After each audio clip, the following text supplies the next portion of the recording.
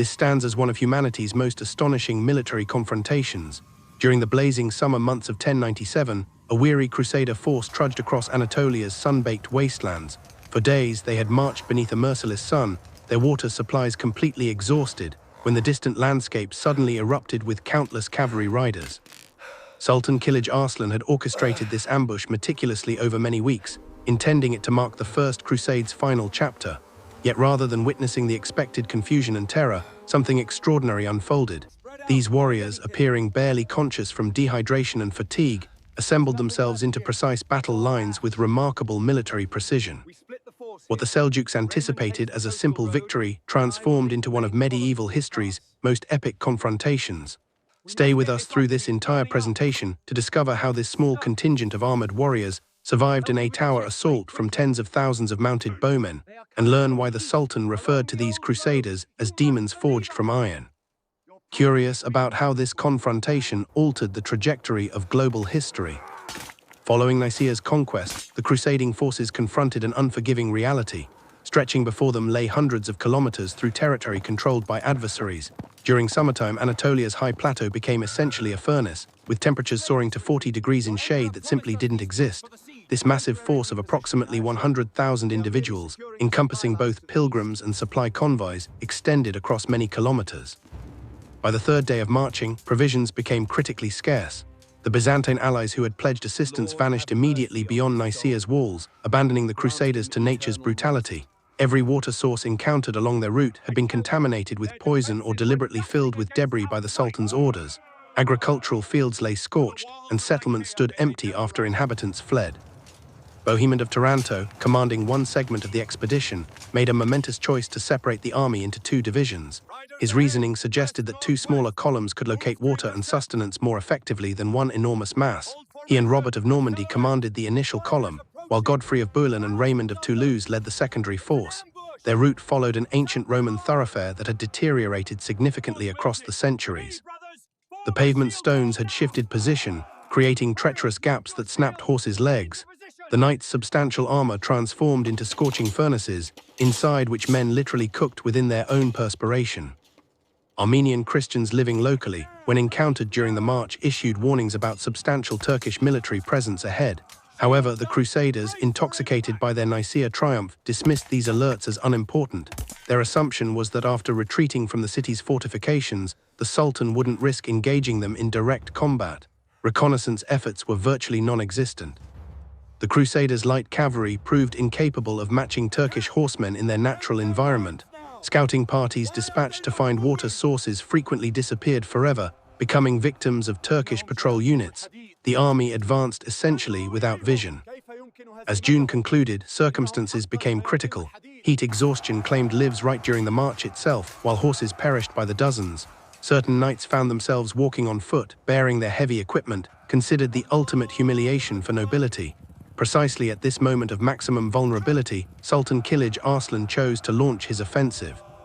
He had gathered an enormous force of Anatolian Turks, summoned the Danishmends, and even recruited fighters from distant Persian territories.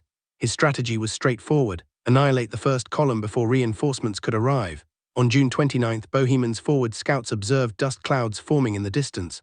This wasn't a sandstorm as some optimistically hoped, but rather the approaching Turkish military force. The Crusaders possessed merely minutes to prepare for combat that would determine their entire campaign's destiny. Share your thoughts in the comments. Could this ambush have been prevented if the army had remained unified? And subscribe to our channel to ensure you receive future content about history's pivotal battles. We advance toward the elevation. Now you'll understand how one of the medieval period's most savage and grueling battles commenced. As dawn broke on July 1st, 1097, the initial pale illumination barely appeared above the Crusader encampment. Moisture-laden air trembled with heat from hundreds of dying overnight fires. Fatigued warriors awakened, maintained their equipment, mended their gear, and provided nourishment to their mounts. Everything proceeded routinely. Nobody suspected that within mere moments, this familiar morning ritual would descend into pandemonium. Sentries positioned on the eastern ridges first detected movement. Mounted figures materialized through dense fog.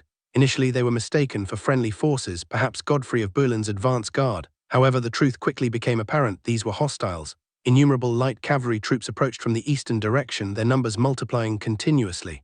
The blast of war horns, muezzin's calls, and metallic clanging echoed across the plain. Sultan Kilij Arslan had selected his attack moment with near-surgical accuracy. The Crusaders hadn't yet donned their protective gear.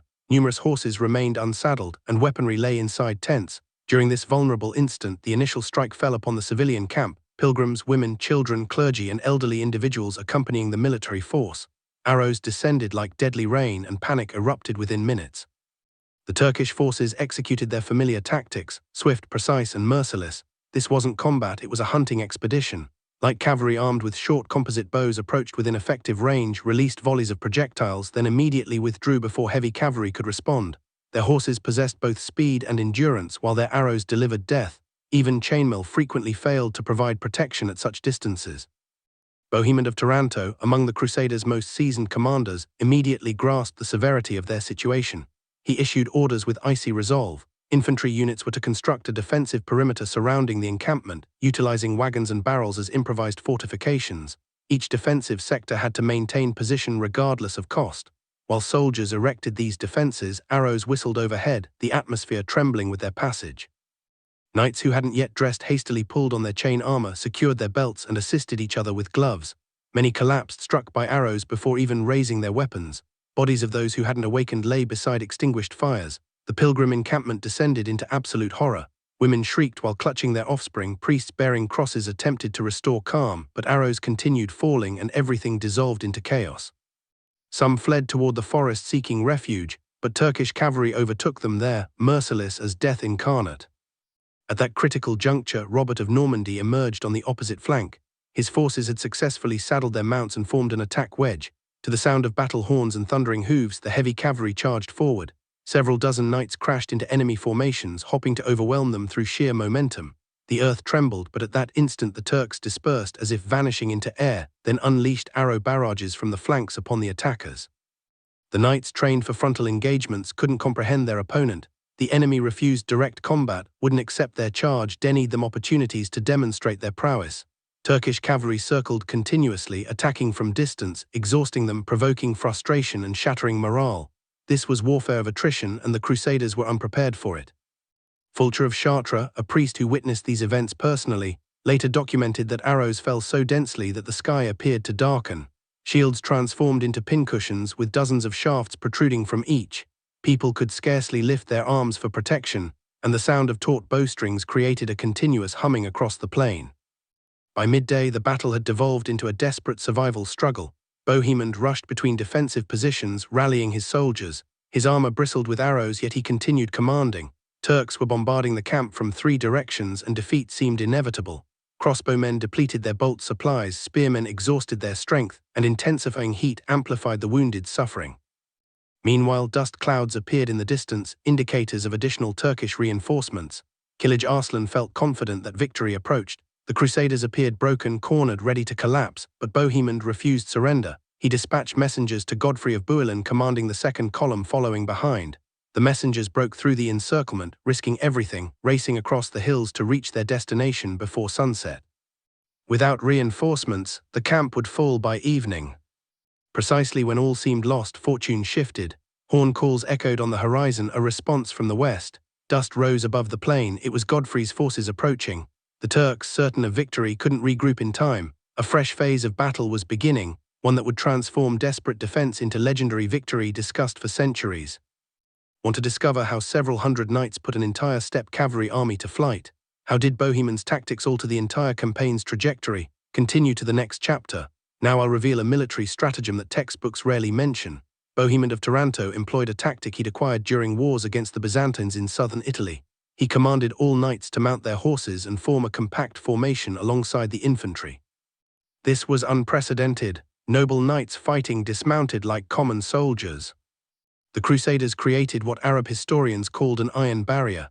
Heavy infantry bearing large shields stood in the front rank, creating an impenetrable wall. Behind them positioned spearmen with a forest of spears, and in the third rank stood dismounted knights wielding 2-handed swords, prepared to counter any breakthrough. This formation gradually withdrew to a small hill where Bohemond established a makeshift command center. Priests and wounded personnel sheltered in the formation's center, praying continuously and encouraging the warriors. Women transporting water to the fighters, endangering themselves beneath the arrow storm. The Turks were completely perplexed by this approach. Their traditional methods, feigned retreats, flanking movements, enemy exhaustion, proved ineffective against this immovable shield wall. The Sultan commanded his mounted archers to advance to dangerous proximity so their arrows could penetrate the shields. Casualties mounted on both sides, but the Crusaders maintained their position. An anonymous chronicler who participated in the engagement wrote that the ground surrounding their formation was so thoroughly carpeted with arrows that walking became impossible. Many warriors resembled hedgehogs with arrows jutting from their armor, yet they continued fighting. At the most critical instant, when the defense appeared ready to crumble, a miracle occurred.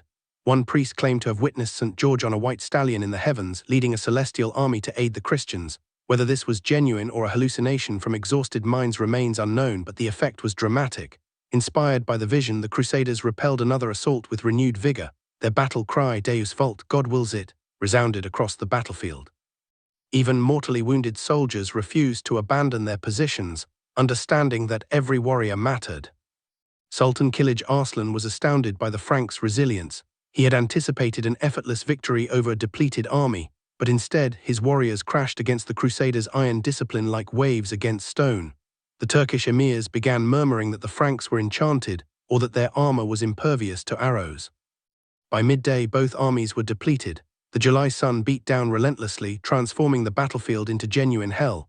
Turkish horses, unaccustomed to such prolonged exertion in extreme heat, began collapsing from exhaustion. But the Crusaders also reached their limit. Many had exhausted their water supplies and casualties mounted. Then the first units of the Crusaders' second column appeared on the horizon. Godfrey of Bouillon and his knights rushed to provide relief, raising enormous dust clouds. The battle entered a new, decisive phase. Want to learn how 50 knights transformed the battle's outcome? Godfrey of Bouillon, Duke of Lower Lorraine, didn't wait for his complete army to arrive.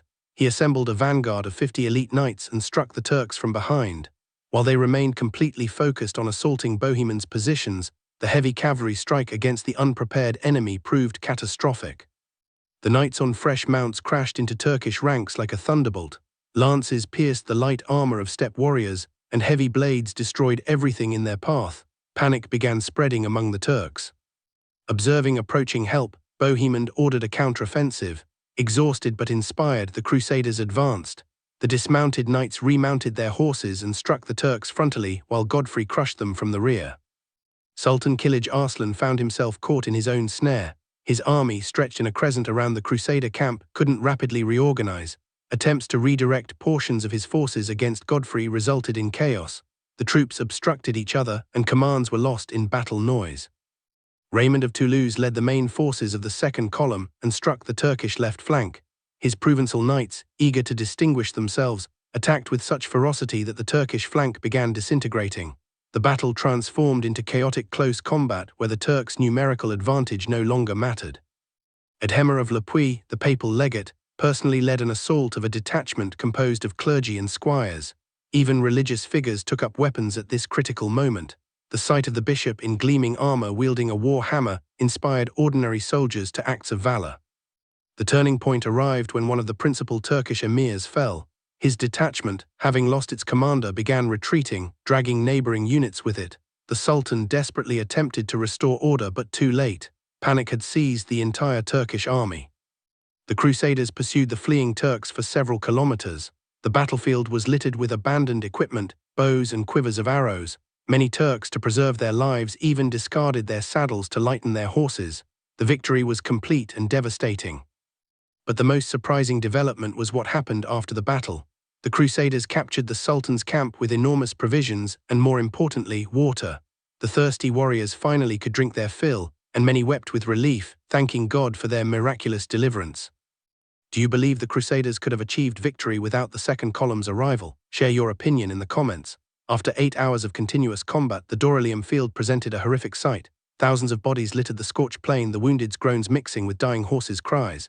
The Crusaders lost approximately 4,000 men, including many noble knights and ordinary pilgrims. Turkish losses were substantially higher. Contemporaries mention 8,000 dead. But for Sultan Kilij Arslan, the most devastating blow was losing his personal treasury and harem, captured in the camp. Gold accumulated over many years now belonged to the Franks, undermining his authority among the emirs. The spoils were truly royal. The Crusaders captured tents made from precious fabrics, carpets, and weapons decorated with gold and silver. But most valuable were the food supplies, grain, dried meat, dates, and most importantly, thousands of water skins that rescued the army from desert death. Hundreds of magnificent Turkish horses were captured, light and hardy, perfectly adapted to local conditions. These horses became genuine salvation for knights who had lost their heavy European steeds. Many Franks adopted the Turkish riding style and lightweight saddles. Casualties were so numerous that the army was compelled to halt for 3 days. Physicians and monastic healers worked ceaselessly removing arrows and stitching wounds. Many soldiers were left permanently disabled. Turkish arrows that struck joints often led to limb mobility loss. Among the fallen were heroes of the day. Robert of Paris, a young knight, died while covering his wounded comrades' retreat. His body was discovered surrounded by 7 Turkish corpses. Tancred, Bohemon's nephew, sustained 5 wounds but survived and became a crusading legend. Turkish prisoners were few. In battle's heat, the Crusaders rarely took captives. The few who were captured underwent interrogation and provided valuable intelligence about the further route through Anatolia. Some who converted to Christianity became army guides. The victory's psychological effect was enormous. The Crusaders believed that God truly supported their side, that their mission was sacred. This belief helped them overcome all subsequent trials on their journey to the Holy Land. Dorylaeum became a symbol of divine protection. But the most important result was that the route through Asia Minor was now open. Sultan Kilij Arslan, shaken by defeat, never dared attack the Crusaders openly again. Local emirs preferred paying tribute or allowing the Franks passage through their territories rather than risking battle. Did you know that this battle permanently transformed Crusader military doctrine? Dorylaeum became a harsh training ground where European knights first encountered Eastern warfare. The lessons absorbed from this battle determined Crusader tactics for the next 2 centuries of their presence in the East. The principal discovery was recognizing the necessity for cooperation between heavy cavalry and infantry. In Europe, infantry was considered a secondary force, but against Turkish archers, it was disciplined infantry with shields that became the key to victory. Knights learned to value common soldiers and coordinate their actions with them. The Crusaders understood the importance of reconnaissance and security. After Dorylaeum, no column advanced without reinforced guards and scouts. Special detachments of Turcopoles were created, light cavalry from local Christians capable of resisting Turkish horsemen on their own territory. The marching formation also evolved. The army now moved in compact groups capable of quickly forming a defensive square. The baggage train and pilgrims were positioned in the column's center, protected on all sides by combat units. This formation made surprise attacks less effective. The battle demonstrated water supplies' importance in the east. After Dorylaeum, the Crusaders began carefully planning their routes from one water source to another. Special units were organized to guard wells and transport water supplies in skins. The Crusaders began adopting elements of Eastern weaponry. Many knights began wearing light Eastern chainmail beneath their armor, which provided better arrow protection. Interest in composite bows arose, although Europeans found this weapon extremely difficult to master. Psychologically, the battle hardened the Crusaders. They no longer panicked upon seeing arrow clouds or surrounding horsemen. Dorylaeum taught them to stand to the death, trust their comrades, and believe in ultimate victory. This steadfastness became their main weapon. Dorylaeum was also a lesson for the Turks. They realized the Franks weren't ordinary enemies who could be defeated by traditional methods. They began developing new tactics for fighting the Crusaders based on avoiding decisive battles and wearing down the enemy. Military historians consider Dorylaeum a turning point in medieval tactics development. A new type of army was born here, capable of fighting in both European and Eastern styles. This flexibility allowed the Crusaders to establish their own states in the East. The battle's impact was felt for decades. Dorylaeum veterans became mentors to new Crusader generations, passing on their experience fighting Eastern armies. Their stories shaped the military doctrine of Crusader states in the Holy Land. In the next chapter, we'll learn about the legends and myths this great battle generated. After Dorylaeum, incredible stories about miracles occurring during the battle spread throughout Europe. Chroniclers, many of whom weren't eyewitnesses, embellished the stories with amazing details. These legends became an important part of crusading propaganda, inspiring new warriors to journey east. The most famous legend was that of holy warriors' appearance. Many battle participants swore they had witnessed St. George, St. Demetrius, and St. Mercury fighting in the Crusaders' ranks. They were described as warriors in gleaming armor on white horses, striking the infidels with heavenly swords. Stories circulated about a miraculous spring that gushed from the ground after Bishop Edhema's prayer in battle's heat. Supposedly, this spring quenched the entire army's thirst and disappeared immediately after victory. Pilgrims then searched for this location for years, considering the water holy. Anna Komnena, a Byzantine princess and historian, recorded a story about how Turkish arrows miraculously didn't harm some crusaders. She was skeptical of such stories, but acknowledged that many Byzantines who served as guides confirmed the unusual events. A legend spread about Bohemond's sword, which allegedly glowed white from the number of enemies it had slain but didn't burn the hero's hands. This sword was then kept for a long time as a relic in Antioch, and pilgrims paid large sums to touch it. Turkish sources are also filled with mystical explanations for the defeat. They wrote about iron demons who felt no pain and continued fighting even with mortal wounds. Some emirs claimed that the Franks used witchcraft to make themselves invulnerable. One of the most touching legends tells of a young squire who sang a song in battle's heat. His clear voice was allegedly heard across the battlefield, and even the Turks paused their attack for a moment, enchanted by the singing. Whether this is truth or fiction is unknown, but the story became popular in medieval Europe. Relics from the Dorylaeum battlefield were highly prized in the Christian world. Broken spears, chainmail rings, even simple stones from the battlefield became sacred objects. Churches throughout Europe boasted of possessing authentic relics from Dorylaeum. These legends served an important function. They transformed a brutal military campaign into a sacred mission. Every new crusader dreamed of witnessing the same miracles, of experiencing divine intervention. The mythology of Dorylaeum fueled the crusading movement for decades. After the Dorylaeum defeat, Sultan Kilij Arslan I found himself in a catastrophic situation. He lost not only his army and treasury, but also his reputation as Anatolia's invincible ruler. Many emirs who had previously obeyed him unquestioningly now openly doubted his ability to resist the Franks. The Sultan fled to his capital, Konya, haunted by nightmares of iron warriors who didn't fall under arrow storms. His court chroniclers would later write that he was unable to speak for 3 days, so shaken was he by what he had witnessed. The Crusaders' strength and discipline completely shattered his concepts about Western barbarians. The scorched earth strategy, which was supposed to destroy the Crusaders, backfired on the Sultan himself. The ravaged regions couldn't feed his own troops, and attempts to raise a new army were thwarted by the emir's unwillingness to risk their forces. Many preferred to conclude separate agreements with the approaching Franks. The Danishmends, longtime rivals of Kilij Arslan, exploited his weakness and captured several important fortresses in eastern Anatolia. The Sultan found himself between the hammer of the Crusaders and the anvil of internal enemies. His empire, which had seemed so powerful, began crumbling before his eyes. Meanwhile, the Crusaders advanced unhindered through Anatolia. Cities and fortresses surrendered without fight. Their rulers preferred to buy their freedom with gold and provisions rather than repeat the fate of the Sultan's army. The road to Antioch was open, and nobody dared stand in the way of the iron demons. Kilij Arslan tried to form an alliance with the Fatimids of Egypt against their common enemy, but they refused, seeing in the Crusaders an opportunity to weaken their Seljuk rivals.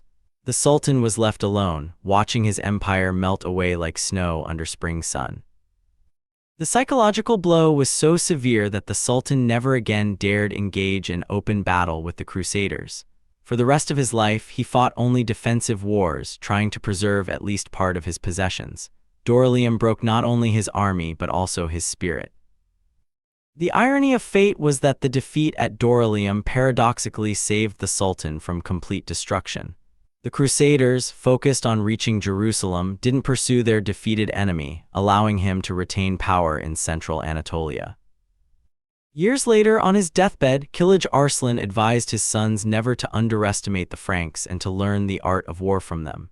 He recognized that at Dorylaeum, he had faced not just an army but a new military force that would change the entire Middle East. The Dorylaeum victory opened the way for the Crusaders not only geographically, but also psychologically. The army that had left Constantinople uncertain and divided became, after the battle, a unified organism tempered in combat's fire. Every warrior now knew they were capable of defeating any enemy. The march through Anatolia after Dorylaeum became a triumphal procession.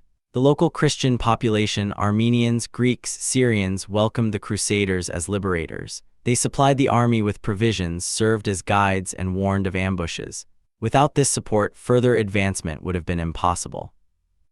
The Crusaders learned an important lesson from the battle: the necessity for unified command. A council of leaders was created where decisions were made collectively. This helped avoid many conflicts and ensured action coordination. Dorylium taught them that only unity leads to victory. The captured spoils solved many logistical problems. The Sultan's gold made it possible to purchase provisions from the local population at fair prices rather than plundering villages. This ensured the population's loyalty and uninterrupted supplies for the army all the way to Antioch. The Crusaders' military reputation after Dorylium reached almost mythical proportions. Rumors of invincible iron warriors spread throughout the East. Many Muslim rulers preferred to negotiate with the Franks rather than tempt fate on the battlefield. The battle also attracted the Byzantine Empire's attention. Emperor Alexios I Komnenos, who was initially skeptical of the Crusaders, now saw them as a real force. He began supporting the campaign more actively, hoping to regain lost territories in Asia Minor. For ordinary soldiers and pilgrims, Dorylium became confirmation of their divine mission. They saw the victory as a sign from above that their campaign was blessed by heaven. This belief helped them survive all subsequent trials: the siege of Antioch, the arduous march through the desert, and the storming of Jerusalem. The medical experience gained treating the wounded after the battle proved invaluable. Physicians learned how to remove Turkish arrows and treat specific wounds from curved sabers. New methods of field surgery were developed, which later saved thousands of lives. Dorylium changed the campaign's demographics. Many pilgrims who were unfit for battle, frightened by the battle's cruelty, turned back or remained in captured cities. The army became more professional and mobile, which facilitated further advancement. The Battle of Dorylium was one of the defining moments not only of the First Crusade but of the entire crusading era. It proved that Western European military art was capable of adapting and winning in completely unfamiliar conditions. This experience formed the foundation for the Crusaders' two-century presence in the Middle East. Military historians consider Dorylium to be the birthplace of combined tactics which united European and Eastern warfare elements. The interaction of heavy cavalry, disciplined infantry, and light auxiliary troops became a model for subsequent Crusader armies. These principles were applied until the Battle of Hattin in 1187. For the Muslim world, Dorylium was a wake-up call. The defeat of Turkish cavalry, which had been considered invincible, demonstrated the need for new approaches to warfare against the Franks. A military evolution began which, after several generations, led to the emergence of commanders such as Nur ad-Din and Saladin. The battle had a tremendous impact on European military art. Knights returning from the East brought back new knowledge about fortification, siege techniques, and supply organization. Many elements of Eastern military science were adapted and applied in European wars. The cultural influence of Dorylium is difficult to overestimate. The battle entered epic poems and chivalric novels, becoming a symbol of Christian valor. The images of Dorylium's heroes, Bohemond, Godfrey, Tancred, inspired generations of European aristocrats to military exploits. Dorylium changed the Middle East's geopolitical map. The Seljuks' weakening after their defeat allowed the Crusaders to establish their own states in Edessa, Antioch, and Jerusalem. These Latin kingdoms lasted for almost 2 centuries, becoming a bridge between East and West. The economic consequences were no less significant. The Crusaders' establishment of control over trade routes through Anatolia revived trade between Europe and Asia. The Italian maritime republics Venice, Genoa, Pisa reaped enormous profits from this trade. The battle contributed to technological exchange between civilizations. The Crusaders became acquainted with Greek fire, improved siege engines, and new methods of steel processing. This knowledge later revolutionized European military affairs. Dorylium remains in historical memory as an example of how willpower, discipline, and mutual assistance can overcome the enemy's numerical superiority. This battle proved that in war, it's not the one with more soldiers who wins, but the one who makes better use of their forces and knows how to learn from the enemy. The story of the Battle of Dorylium is not just a tale of a military clash between two armies on a scorching July day in 1097. It's a story of civilization's collision, the birth of a new type of warfare, and human resilience in the face of seemingly inevitable doom. 8 hours of battle at Dorylaeum changed history's course. If the Crusaders had been defeated, the First Crusade would have ended before it began. There would have been no Latin states in the East, and the cultural exchange that enriched European civilization with the knowledge of antiquity and the East would not have taken place. Do you believe world history's course would have changed if Sultan Kilij Arslan had won at Dorylaeum? Share your opinion in the comments and subscribe to the channel so you don't miss new stories about the great battles that determined humanity's fate.